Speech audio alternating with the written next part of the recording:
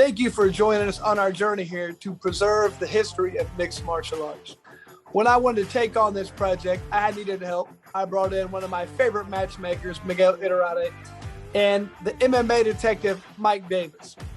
So to do this, we've been able to preserve history. Welcome and enjoy. Special guest today, great addition. Very excited for this one. This guy's coming in all the way from England.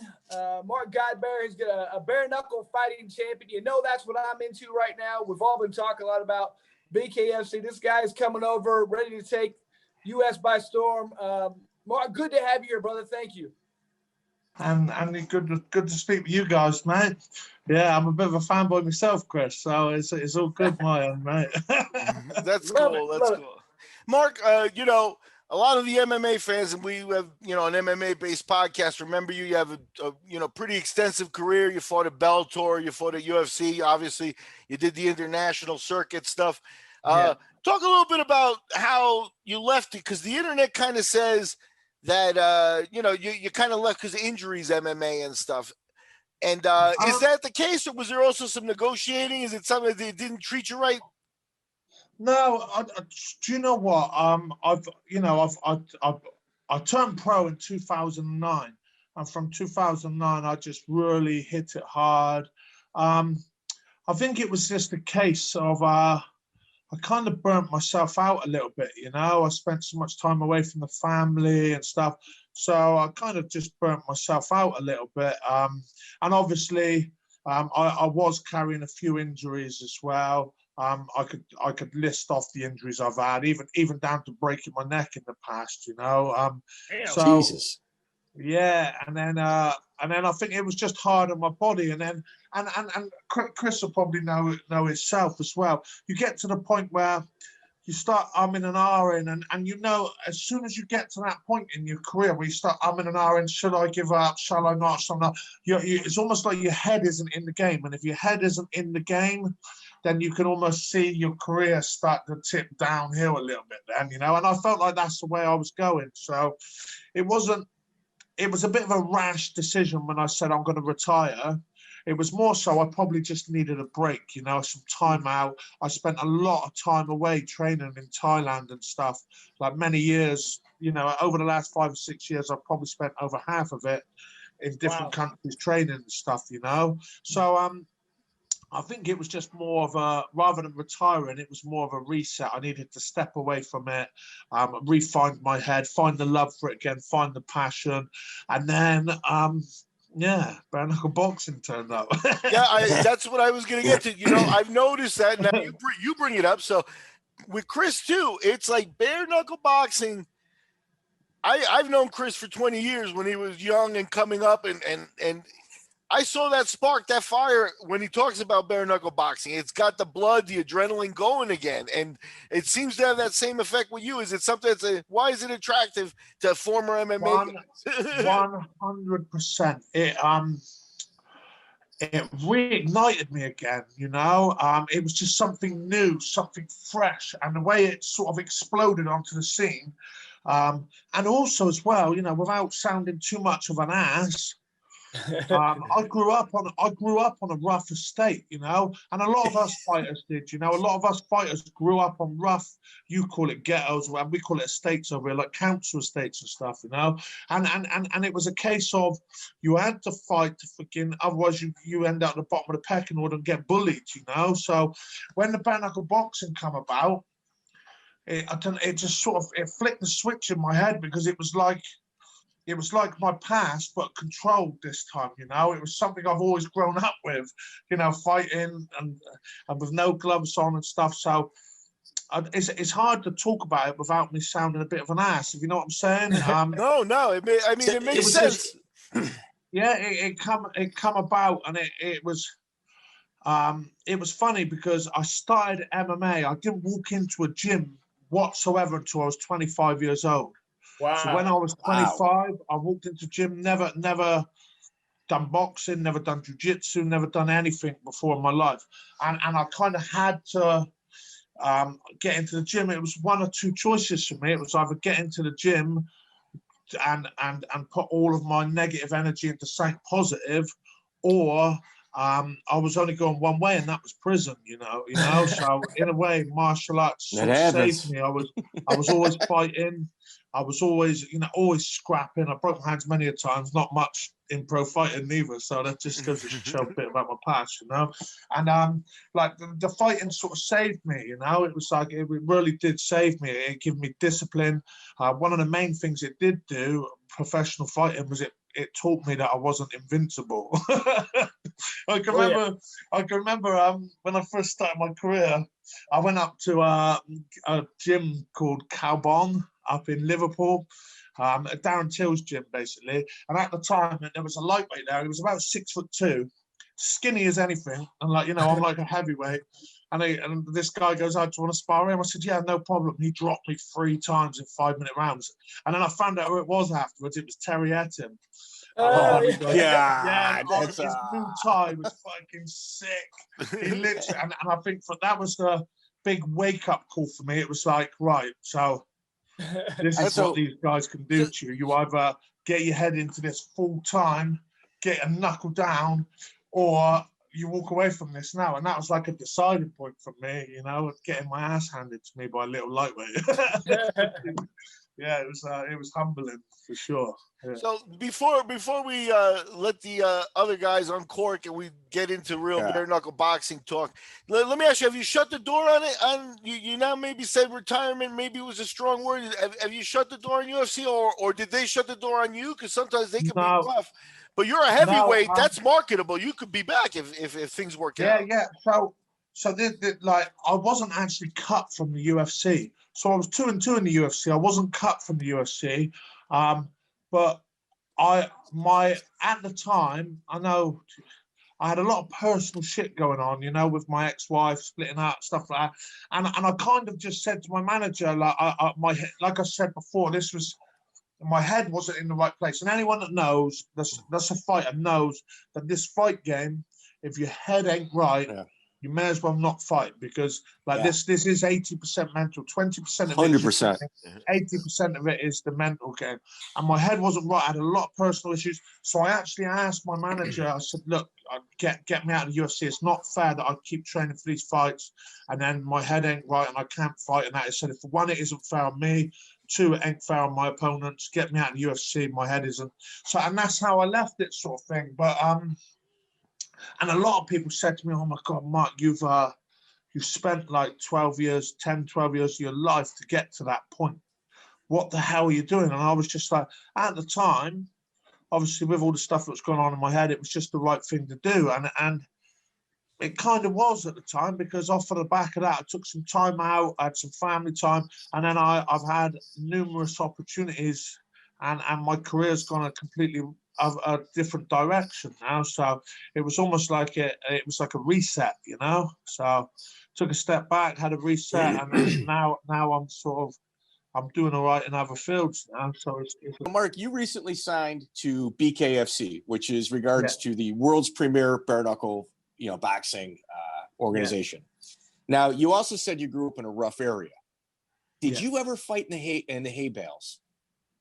No, but not so much the hay bales, so to speak, but I am sort of involved in that sort of promotion. So there's a promotion called Sparring in the UK, and they're branching out now. They're starting to do shows all over the UK. So I am actually a part of the Southwest branch of the UK of Sparring, which is proper old school fisticuffs in hay bales. So it's I like that. I like that. In fact, I hope to travel to Europe just to go see that in person eventually.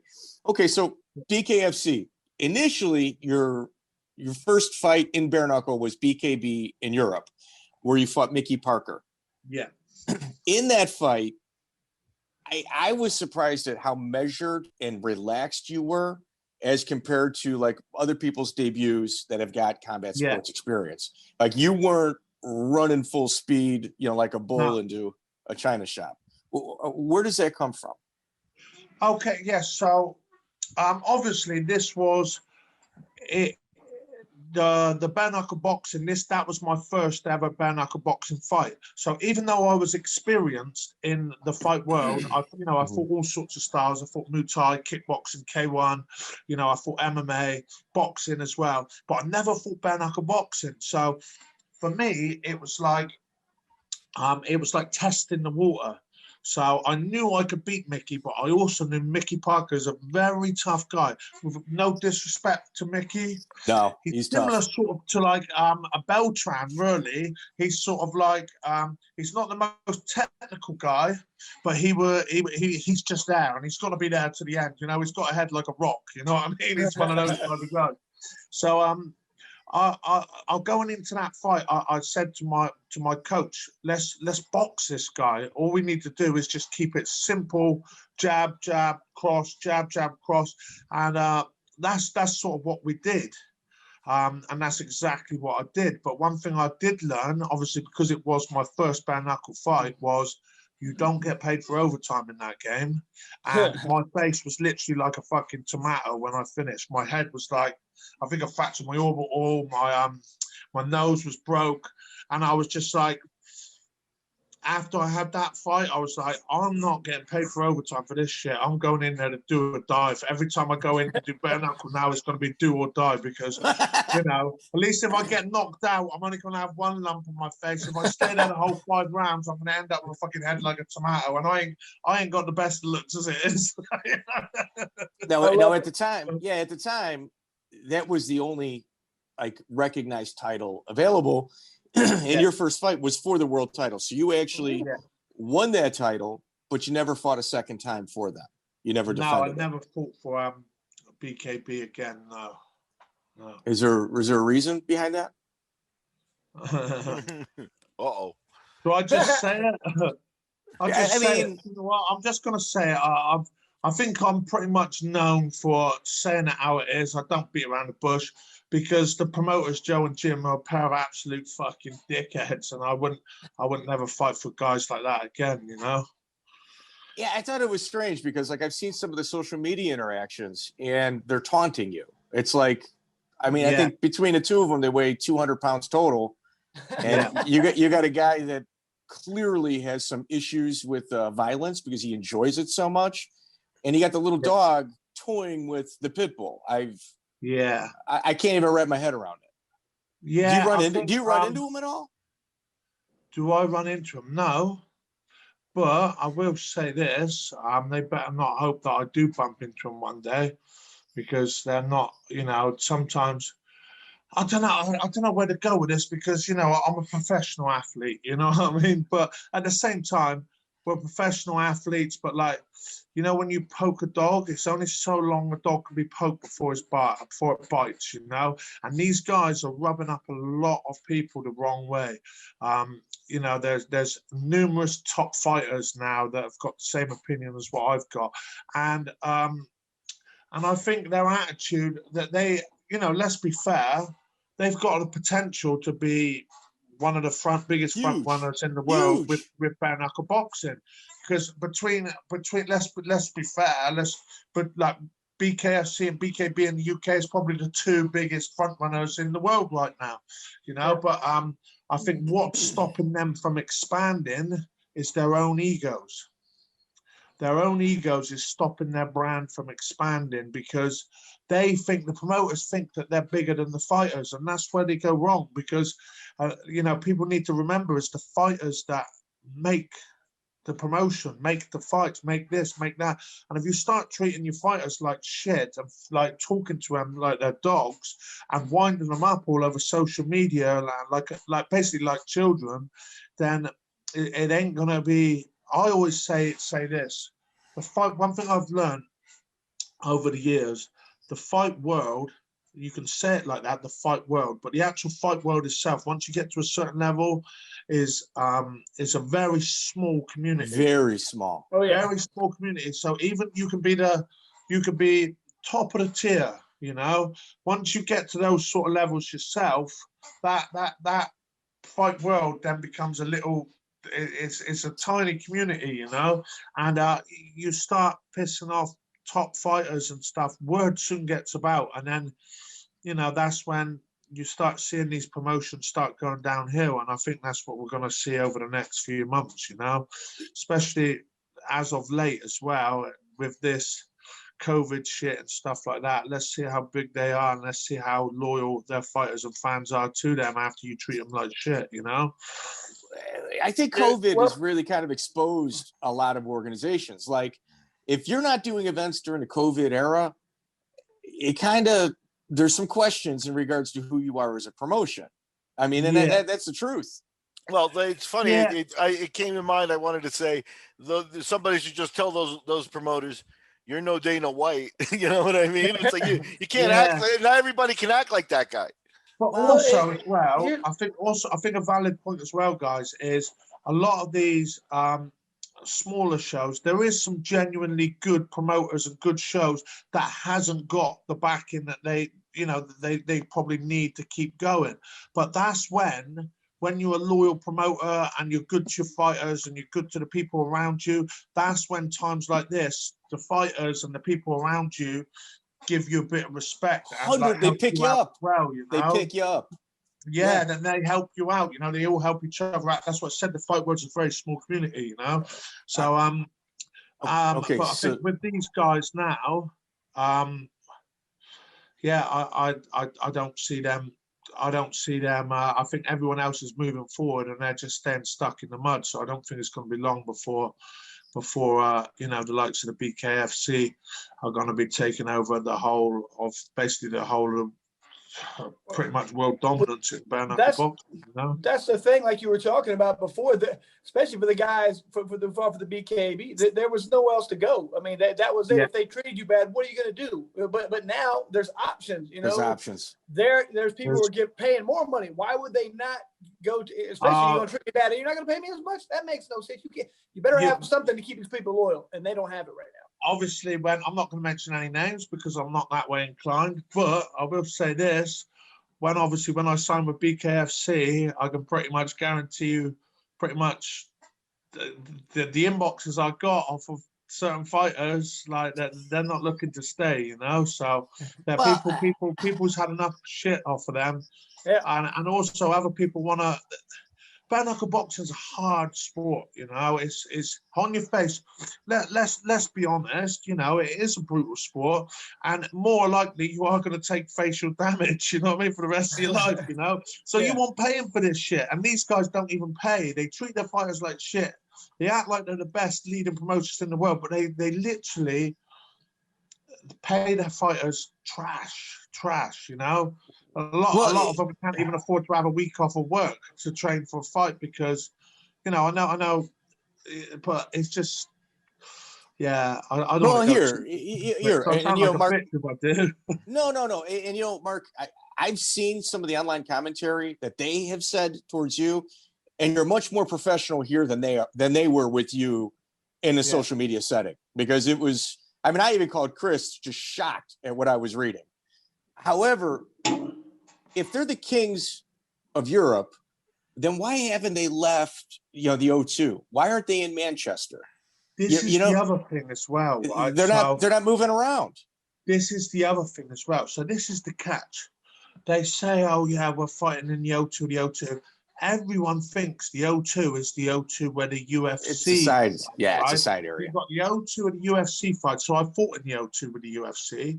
That's like, I think there's about 20,000 huge capacity.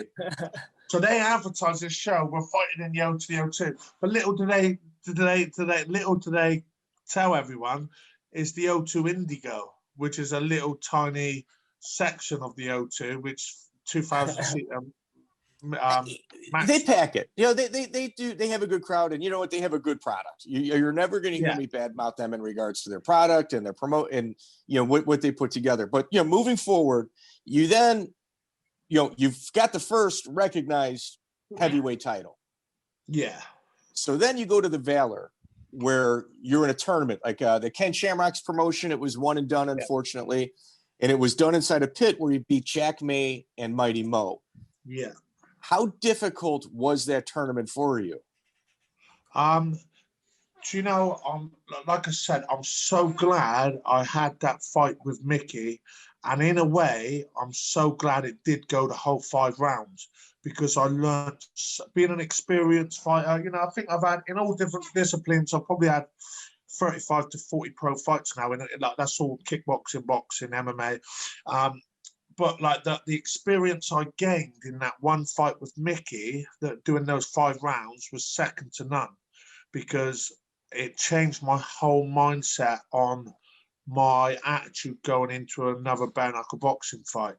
And I knew going into that fight that I had to get in there on that first fight, and it was kill or be killed, because I knew if I took damage in that first fight, going into the second fight, like, is not going to be good. So my attitude was, after having that first fight with Mickey, was, if I'm going into this tournament and it's 2 fights in one night, I can't go to war in that first fight. I've literally got to go in there and swing for the fences and take this guy out as quick and as fast as I can. And that was my game plan. And my game plan was to actually take Jack May out as quick as I can, throw these hard, heavy shots. About 20 seconds. Yeah. And then also I was hoping and praying that Mighty Mo and Sokoju had a 3-round war, because I thought, because they had, and it couldn't have worked out any better. You know what I mean? They had a 3-round war, and Mighty Mo was quite beaten up going into the second one. I was stressed, and it worked out perfect. So how was it fighting in that pit though? It was just like fighting behind the school bike sheds at fucking school. Like everyone, you know what I mean? It was no ropes, no hiding. You couldn't rope a dope. You couldn't sort of like spin off the ropes. It was just like, you're there, and the whole pit sort of, it caved in a little bit. So you're always falling in towards each other. Does that make sense? But yeah, that was weird. I got to admit, I liked the format. I did like the format. I enjoyed it. So bare knuckle boxing in general can go really quick. Like, you can do 10 fights in 20 minutes, including the ring entrances, because of how fast you can burn through them, because just the carnage is so quick. Yeah. That pit seemed to even make that faster. Would you not agree with that? I'm pretty sure, apart from Mighty Mo and Sokoju, I'm pretty sure most of the fights were like 1st-round knockouts on there. I think Ishe Smith went into the 2nd round. Oh yeah. He fought, was it Esteban? Was it Esteban? Or I think he's come off the top of my head. Before in the past, yeah. But again, he boxed, didn't he? He didn't really go in there to take someone's head off. He just stuck to his jab and move game plan. So, but I'm pretty sure next time he fights, he wouldn't stick to that, because I'm pretty sure. For sure. All right. So you walk away with that title as well. So now we've got a guy with 2 recognized belts and a tournament win, which, I mean, gives you automatic credibility. Yeah. Now here on the States, we have a belt that was in tournament fashion. Arnold Adams wins it, loses it to Chase Sherman, who loses to Joey Beltran. The way these 2 belts were set up, you can sit here and argue all day long in regards to which one is the actual real world champion. When you come to BKFC, like, how many matches before you think you get a title shot to unify what it is that you believe is yours? I was ready. Twice I've been lined up to fight Joey now, straight in for the title shot to unify. Basically, it's like, in my eyes, it's like it's a unification bout. 100%. So important. There's 4 in my eyes. There was 4 big belts in the world of bare knuckle boxing, and that was the Valor tournament, the BKB title, the Police Gazette belt, and the BKFC belt. I own 2 of them. Joey owns another 2. Or, you know, and I don't think there's another fight out there that makes more sense. No. Like, it's almost like a unification bout. I don't think there's any other fight that makes sense. And the thing is, as well, if you look at the guys I've beat to get those belts, I haven't beat bums. You know, I beat Mighty Mo, one of the best strikers ever. Mickey Parker. Yeah, I was just getting to Mickey. Jack May. Jack May is, you know, UFC vet, Bellator vet, but also a striking wizard. You know, he's a K1 guy. So and then getting to Mickey Parker. A lot of people probably over in the States don't know Mickey Parker, but Mickey Parker, one tough dude. You know, the guys, I think he's like 5-1 in bare knuckle boxing. He's one of the best bare knuckle boxers in the UK. And like I said, no disrespect, Mickey, because I do get on with the guy. He's a good guy. But his style isn't the greatest. But the guy's there in your face from start to finish. If you watch that fight, I caught him with an uppercut. I hit him with an uppercut that could have knocked over a horse. He smiled at me, shook his head, and come forward. I was like, "What the fuck? I'm fighting Terminator." But I think another time you hit him with a right cross where he like his whole body left the ground And he bounced against the ropes.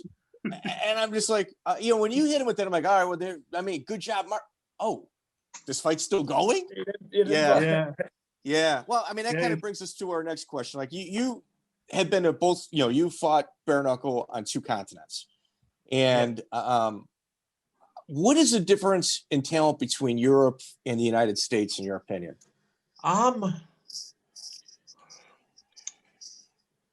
There's, you know, it's the same again. Like the thing. No disrespect to the American guys, but bare knuckle boxing in America is only just really come about. You know what I mean? A lot of people probably won't like me saying this, but it is quite a fresh sport in the United States. True. I agree. It's just been revived, shall I say, because it has been in the States for many years with John O'Sullivan and that, but it's only just been revived. So when it first started, obviously without money being thrown into the organization or having the backing that they probably needed, this, I don't want to sound too disrespectful with this, but the caliber of fighters has just grown and grown and grown now. The more money that's being pumped into BKFC now, look at the caliber of fighters they've got now. So a couple of years ago, I would have been like, yeah, I think we've probably got the touch on this because we're more experienced, i.e., you know, we fight it's a culture. It's a culture. Yeah. But now you've got guys, top fighters coming over from the UFC, Bellator, pro boxers, and now they're specifically training for bare knuckle boxing. So the talent pool now has gone through the roof. And I've noticed it as well. The talent pool in the BKFC has gone through the roof. But there's also, I think what you guys need to realize, so to speak, is a lot of these bare knuckle boxers in the UK have been doing it and they're very experienced, and it's been sort of an underground sport here for a very long time. It's always been here. So in a way you could compare it, in a way you could compare it to like Brazilian Jiu-Jitsu in Brazil. It is their sport, and now there's gyms and everything in the States and champions, but it's always theirs. And BK, you know, bare knuckle is always going to be British in a way. Yeah. So this, you know, you've got the Police Gazette belt, last owned by John O'Sullivan, but they keep forgetting to tell you about the like 25 other British heavyweights that own that sort of title before that. You know what I mean? Well, Mark, the greatest, the first world champion is Jem Mace. I mean, Gypsy Jem Mace, who. Yeah. I mean, there should be like a literal Netflix series on that guy's life. Like his life story is incredible. So you think? Go ahead. So I think so. Getting back to the question, I'm not gonna stand here and say, yeah, we're definitely better than, you know, you American guys and that, because that would be stupid to say that, because like I said, the talent now that's in the BKFC is phenomenal. The same as some of the UK fighters. So what I would absolutely love, and if I had to put money on it, I wouldn't know which way to put it. But obviously being British, I've got to back the British, you know. But like imagine a full card from top to bottom of like British versus American, just like American. And you think if David Feldman can get that sort of card on, you think of the massive, the bigger audience you're going to attract with that, just that card alone, just for it being full Britain versus the USA, you know, that's going to bring a massive audience. You're going to bring boxing fans, traditional boxing fans over. You're just going to bring casuals over, that, like, you know, because they're going to watch, oh, but this is like UK versus USA. We don't care. That's what huge. It'd be I huge. think it's going to be huge, and I don't think we're too far off. You know, get this COVID shit out of the way. I don't think we're too far off having that sort of card. Well, Mark, up on them, okay. yeah. So Mark, here's the real question. So Chris Lytle, has Dave Feldman ever told you about going to Europe with this? Man, he talks about going all over the place. We've talked about going over to England. I thought for sure that was going to happen. Then COVID happened. We haven't heard. They're going there. They're going there. Yeah. Oh, they've talked about it. Yeah, like I said, it's hard to tell right now because we can't get all the states here to let us in right now. So the whole world's on hold. It's everything's on hold, like you're saying. Yeah. So speaking of other talent that's come over, Tyler Goodjohn was another deflection with you. Yep. How well do you think he's going to do over here? I think Tyler's one of these guys. He's sort of a love me, hate me character, right? But you know what? That's a good in fighting, because if they hate you, people pay to fucking see you get beat, and if they love you, they pay to see you get beat. So he's sort of got it all going on, Tyler. He's but I like take away his character and his personality. His boxing's phenomenal. His head movement's phenomenal. His boxing's phenomenal. He's very slick. I think anyone that steps in the ring with him is gonna have a hard game. Yeah, it's gonna be a long night. And obviously as well, with Tyler being British and stuff, the only slight difference with BKFC and normal boxing is the half tie. They call it the half plum clinch, you know, where you can grab over the back of the head and uppercut and stuff like that. But you know, I am British, and any opportunity I can get to work with Tyler on those little things, I will do so. And then, you know yourself, those things can be nullified with just a couple of simple techniques. So, yeah, that is one thing I was going to ask you about, Mark. That's something I was going to ask you about, Mark. The rules are a little bit different. So, somebody with good head movement and very slick boxing can be negated sometimes by a good, hard-nosed, tough wrestler guy or MMA guy who can get in there and rough them up. You being an MMA guy very much, you're going to be fine with that. But do you think Tyler will be as good with that as you? I think this suits you just fine. I'm not sure with a slicker the boxer is, the easier it's going to be to get a tough, gritty guy like a Jim Allers or somebody like it. And it's just to say, I'm going to get inside and beat you. I mean, is that something you think is a concern for him? And let's not beat around the bush. So, if anyone that's going to be fighting Tyler, I'm going to try and implement that clinch and uppercuts. That's your easy go-to, 100%. The guy's an absolutely phenomenal boxer.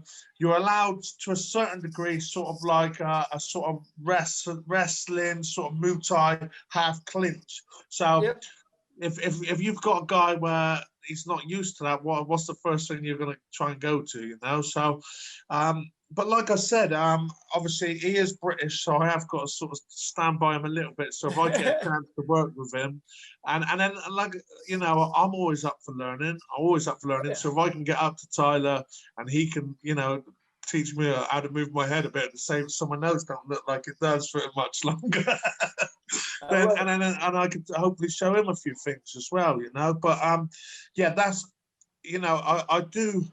I do genuinely think that it is something he has got to address. Yeah, definitely, because again, it's a brand new technique for him, and it is a different level, different side, different game. When you've got, yourself, Chris, with wrestling background and stuff, when you've got these guys on you, not so much against a cage, but against a rope, and they're leaning on you, and they've got hold of you, and they're hitting you, and that, it's fucking tiring. And if you're not used to that, or you don't know how to nullify those positions, it's going to be, it can be a hard night in the office. Let me ask you a quick question. With the BKFC, they've got about 13 shows under their belt now, and we here at the podcast have been very impressed with their production. It's a beautiful show. It shows real well on even a phone and television and stuff like that. Their production value is real high. How would you describe the British production for fans that haven't seen it here? Comparable or what you mean comparing the two? There is no comparison. Because the reason, one of the reasons that came up, and just to elaborate for 10 seconds, is in New York you had Madison Square Garden, and then you had the Fell Forum, which was like the off to the side theater. But there, even though they're in the Indigo, there is it's still the Indigo. It's like there are a lot of bare knuckle guys that probably thought they'd never get to the Indigo. You know what I mean? So there is some prestige. Then they fuck it up by being dicks about it. But compare, because you gotta have some shit together to be in the Indigo. You know what I mean? It's like you watch my name being slagged off all over the BKB forum tomorrow. You watch. But Mark, I mean, I can expand, but I won't. But like, I watched somebody who I consider a friend that I've never met before, but somebody that I've communicated online and was a soldier of theirs, did all their dirty work, got all their little inboxes, teased all their little competition, and they would send him off to do that. And then a little bit of it in his background, comes to light, and maybe he, did make some good life choices, which I don't think anybody that's boxing bare knuckle, I think 95% of those people probably ran astray of the law, or maybe weren't proud of every moment they've ever had in their life. Like I said earlier on with my story, I would have ended up in prison if I didn't find. It's almost like a savior, And now you're traveling the world. You're traveling the world, which is something that you never would have imagined yourself doing as a child.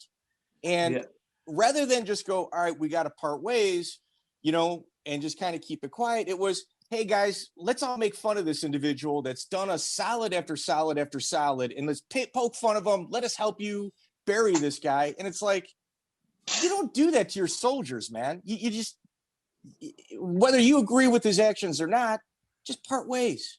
Why make a public display of it? Yeah. So I mean, that's how they do business. No, but that's how they are. They're like child. I'll tell you what they are. I'll tell you exactly what they are. They're two public schoolboys that's got a couple of little gangsters behind them that think, they just love a bit of violence and think they're protected. I don't want to go too deep into this. Well, my head's going like this. Wait, Mark, you've got to live there, you said, a lot. Yeah. And I would like to expand on that. Yeah. So when somebody's a gangster, okay, first I was there. I cornered Shoney Carter at one of the events, and I saw what was going on over there. And I pulled James Freeman Dove aside and I said, man, when you have these people around you and you flaunt this type of attitude, all you're doing is bringing attention to yourself. And it's attention that you're not going to want one day. And in essence, if you're a real gangster, people notice it. They say it. But when you have to surround yourself with them and they're on your payroll, that's not a real reputation. That's something you've purchased. Yeah. You've not earned that. You've purchased it. And when you've purchased it, when those checks go away, so do they. And so does you become exposed as of what you really are. I've seen it. Like I'm not fooled. I'm not fooled by it. Yeah. So you've said a lot. I've said a lot, and I'm going to be in Europe again, supporting bare knuckle. So I'm not running from anybody either. So I apologize. Chris, go ahead. Well, Mark, I just wanted to say, first of all, I'm very excited. We got you and Tyler coming over. I know you guys are British, and you say from that side, but I mean, hey, I'm just here for. I'll tell you guys' personalities. Pardon me. And also as well, British guy. He's training in Tampa.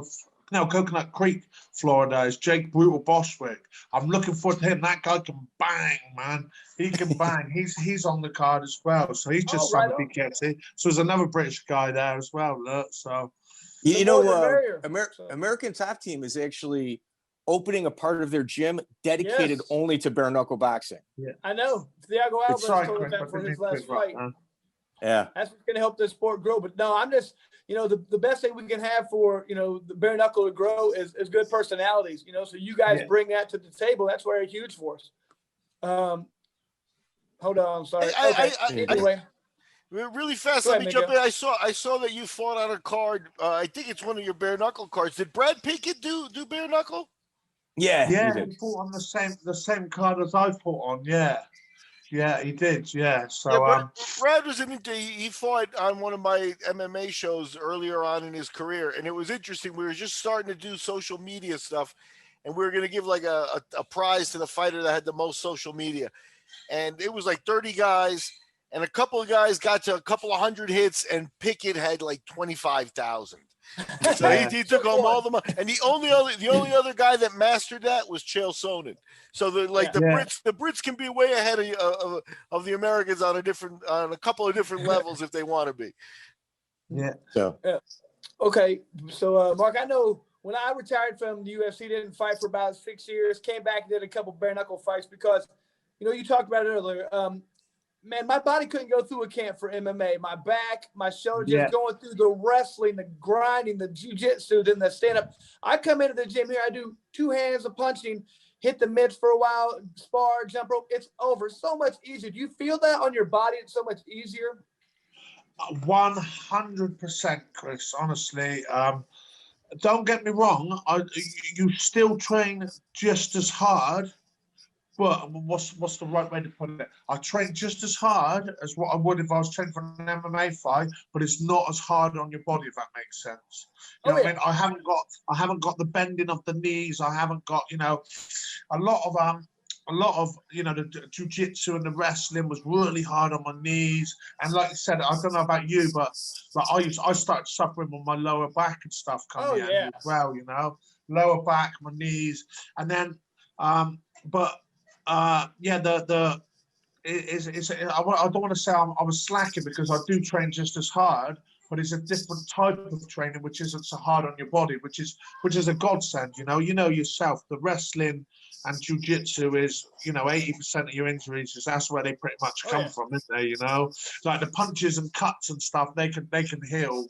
These sort of things can heal, but like when you got torn ligaments and bulging discs in your back and stuff like that, then that don't heal well, And when you're getting bent up and screwed about wrestling and jiu-jitsu and stuff, it's inevitable that's just gonna happen all the time. So definitely, mate. I think that's why a lot of I say a lot of older fighters, but a lot of fighters, not so much older, but I would say a little bit older, but towards the end of their MMA careers, they're looking at bare knuckle boxing now because they're not mentally and physically, they're not done with fighting. They're not done. Mentally and physically, I'm not done with fighting. I've still got a few years left in me, but I want to prolong it. So if I can prolong it by doing bare knuckle boxing and I don't have to do the wrestling side of it and that now, and I can still put food on the table to feed my kids, then I'm going to go down that route, So everyone loves a bit of a scar, don't they? I don't know if they love them, but I got plenty of them, so I hope you love. So as you're, I remember the first time I had a bare knuckle fight, I just felt, in a way, the only way I can describe it is I felt naked out there. I mean, punches kind of like, shit, this is different. So, but as you get used to it, it gets a little different. Would you say, I mean, you've picked up on a lot of different things, even when I train now, I think of things, especially body punches in particular, hurt more with so do you feel like you're really developing as a true bare knuckle fighter now? Yeah, 100%. I would say my hands, I would say, are twice as good as what they were when I was doing MMA. And I think the reason why is because I've spent twice as long developing my hands. So naturally, they are going to be a lot better. It's definitely. I also found as well, you were saying with the punches and stuff. If I can just tap on this, and you said you sort of had to adjust the first time you felt like naked. I can remember when my first ever bare knuckle punch I took off of Mickey Parker. I got jabbed, and it was just I walked straight onto a jab. First punch ever, I've had street fights and stuff. Not proud of it, but we have.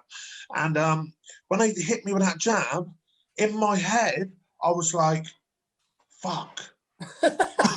Like, what am I doing? This ain't a glove. This is and the pain was just completely different.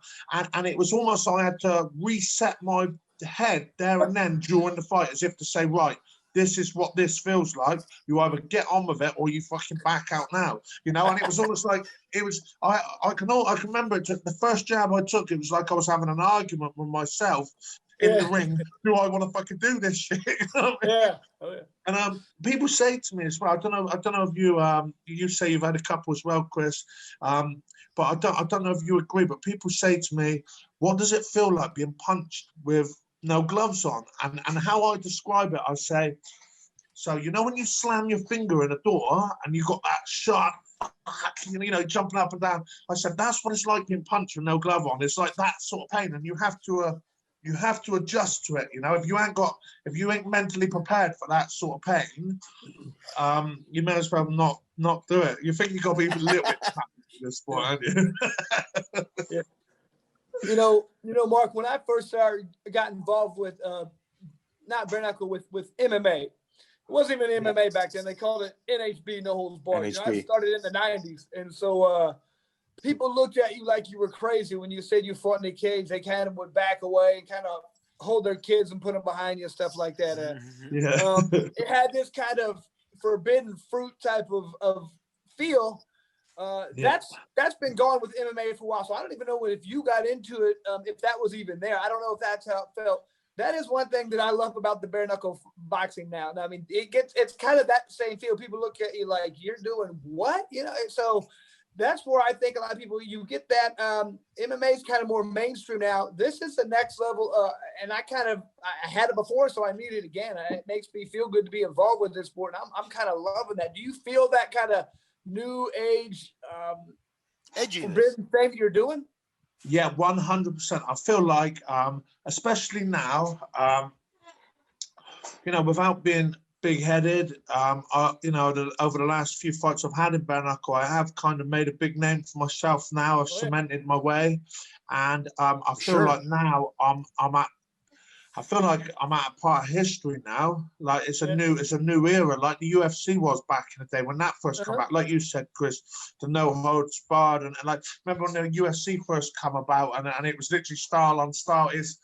It's got that sort of feel to it again. It's like a whole new sport, even though it's an old school sport, one of the oldest, but it feels like it's a whole new sport that's been revived.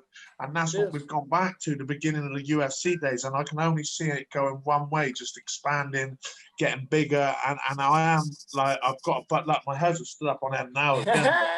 my hairs, it's like a whole new buzz about it, you know? And it has, it's reignited that spark in me as well, you know? You can, when you've been doing the same thing for years and years, I don't know if you felt the same with this or not, Chris, but you do sort of lose a little bit of passion for it, you know, and then that's how I sort of went a bit with MMA, and then this come about, and I felt like a whole new kid again. I was like, yeah, let's do it, let's fucking do it, let's get in there, let's scrap, I love it, yeah, let's go. So, yeah, definitely, yeah. Awesome. Now, I know we talked about you fighting, you know, Joey Beltran. I know they just signed Frank Mir. Have they talked to you about fighting? I mean, do you have a person for sure you're going to fight yet, or do we even know what's going on with you? Come on, man. No, I haven't. But do you know what? This is my views on things. You get a lot of people, they turn around and say, oh, I don't want to fight this guy yet. I'm not ready for this guy. I'm not ready for that guy. This is my views, and it's always been my views. I get paid for fighting. That's my job. So if the promoter says to me, this is the guy you're fighting, that's the guy I'm fighting. I don't give a shit who it is. I really don't. I swear to you. I'll fight any heavyweight on that, you know, any heavyweight on that roster, I will fight. You know, like without a second, you put the contract in front of me, I'll fight them. I don't, that's what I get paid to do, you know. I don't get paid to say, yes, no, I'm not ready for this guy.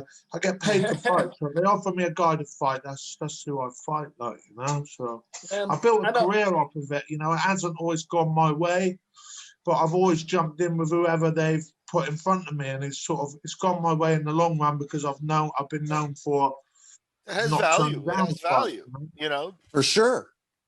Mark, I always had a problem. Like I could never turn down a fight because I felt like in my head, as a fighter, you have to be delusional in a way. And I've talked about this with these guys, and you have to feel like you can beat anybody at any given time. So if I'm turning down fights mentally, I'd be done where I couldn't. How could you fight anybody then if you don't think you're the best in the world? So I feel like you, man, if you offer me something, I need to say yes. What else? I mean, I don't care if I just, I made really bad decisions when I should have taken fights, but I took them. I didn't always win them, but fighters fight, right? That's what we do. No, fighters fight. That's what we do. Yeah. At the end of the day, both you and Chris seem to have that part that you'd probably be fighting if there was no money in it, as a hobby or as a pursuit. But it is a business. Frank Mir, real good big name. No experience in bare knuckle. Would you be getting him at the right time? That's got to be maybe the most appealing match for you. I'd fight Frank Mir at a drop of a hat, but will Frank Mir fight me? When there's no jiu-jitsu or wrestling involved, will Frank Mir fight me? That's the question. So this isn't, this is the difference now. This isn't MMA. This isn't kickboxing. This isn't BJJ. This isn't wrestling. This is bare knuckle boxing. You've got to stand with me and fight with just your hands. So is Frank Mir up for fighting me? I'm up for fighting Frank Mir. So man, Chris Lytle, does this interview get you excited? I can't wait, man. I'm ready to see fights happen tonight so we can move on. I can't wait, man. Hey, man, Mark, I got to be honest with you. I'm super happy you're coming over. Big fan of what you're doing. Couldn't thank you enough. I mean, if you guys just thank you for being here with us, man. Yeah, thank you for having me. And like I said, mate, fanboy, followed you for years. I mean, so it's an honor, honestly, to finally be sat here with the likes of you guys and giving you my views and opinions, and you giving me yours is great, man. Really is good. Awesome. Well, Thank you, Mark. I promise you, I'm going to go back right now. I'm going to talk to Dave Feldman. I'm going to get this shit worked out today. So yes. Yes. November, December, he's coming. I don't know. I got to get something worked out. That's my goal now. 100%. Let me ask you, Mark, too. One last thing, though, because of the bet, we're trying to, do you see like this expansion of bare knuckle? And we were talking about the talent pools here and there. I think you also mentioned one thing in there that is a difference. You got guys professionally training for this now, as opposed to taking, after work going in and getting some time in and stuff like that. Yeah. Talk about how huge a difference that is for the professionalism, so that you're actually, presenting something that looks a new level, because it really does. It really doesn't look, that barn fighting with the stuff definitely has its appeal and stuff, but I don't know that that's, it's got to go jump. And I think we're there. I think we're just about there. Godbeer versus Frank Mir is a marquee fight. Huge. Huge fight. Yeah. I think that fight, it'd be an honor to fight Frank in that fight, and I would take it at a drop of a hat, But like I said, like Chris said as well, sometimes you've got to have self-confidence. I know I've got it, but has Frank got self-confidence to fight me and just with no gloves on, with no jiu-jitsu, no wrestling, and just stand and bang with me, So I think that one's down to Frank. He knows where I'm at. He knows I'm game. If he wants to make a name for himself in bare knuckle boxing, then I'm here. I'm a two-time champion in bare knuckle boxing. So why not start at the top, Frank? That's excellent. Well, I happen to have been the matchmaker for Frank Mir's first MMA fight way back when, so maybe we should try to ask him. We'll see. Yeah, I'd love to see it, Mark, and we wish you a lot of luck in everything you do, man. Thank you, sir. Thank you. Check out the full interview on iTunes, Spotify, and all major podcast platforms.